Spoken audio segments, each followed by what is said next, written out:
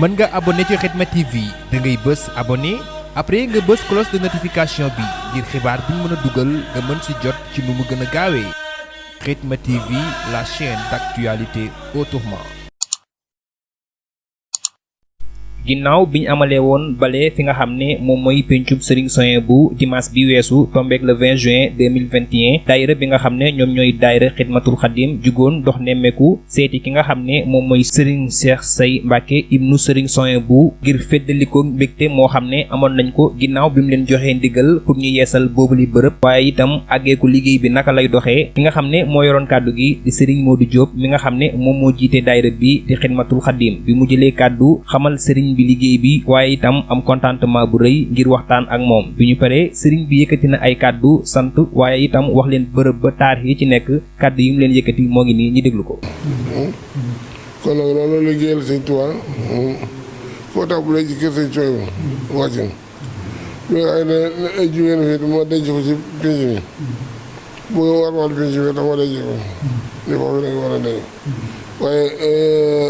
foofee jàkk yi ñu woo ko def bu dee ba sëñ bi nekk fee ci laa ko joxe ci laa joxe ndigal ñoom ñu war ko yeesalaat waaye ndax def ko mu jaadis boo xam ne bu jógee ci alxuraan ji doo wuti fenn leen ba mu ngi wuti xam-xam loolu la xaaral gën nañu ko tënkal rek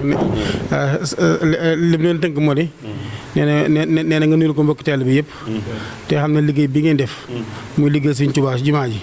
ñoom ñi la ko Sëñ Tuubaa sant ñu ko def ko waaw kon bu lañ ci wuutoo rek kon lu ngeen ci def rek yi moo ngeen koy fal kon mu leen ci sant baax seen taxawaay ndax neen seen kuréel bi dafa bokk ci kuréelu Sëñ Tuubaa yi ndax Sëñ Tuubaa moo tànn ay kuréel boppam waaw kuréelu Xidmatul Xadim bii te neen Sëñ Tuubaa ko tànnal boppam waaw kon mu ne li ngeen ci def rek ñoom lu ngeen ci def rek ñoom ngeen ko defal neen Sëñ Tuubaa te mun bokkoon nag ci kër gi yoo xam ne Sëñ Tuubaa nit yàlla rek dal mu wax ne fa la dalee Sëñ Fallu ak Sëñ mun Mustafaa alxuraan fa la si Matar Binta Lo tamit jubbaloo ci moom waaw muy kër barkeelu kon bu leen yàlla tawfeex ngeen bokk ci kër bi lañ si mun taxaa joxe ndigal mu jigée dala ma ngeen bokk ci kër yi ngeen njëkk ci foofu tawfeex la te ne dafa si leen jàpp di leen jàppale te ñaan li ngeen ci def rek ngeen adday see ngërëmu yàlla ngeen def ak seen Xadim jërë ngeen jëf. mën nga abonné ci Khidma TV da ngay bës abonné après nga bës cloche de notification bi ngir xibaar bu ñu mën a dugal nga mën ci jot ci nu mu gën a gaawee Khidma TV, la chaîne d'actualité autrement.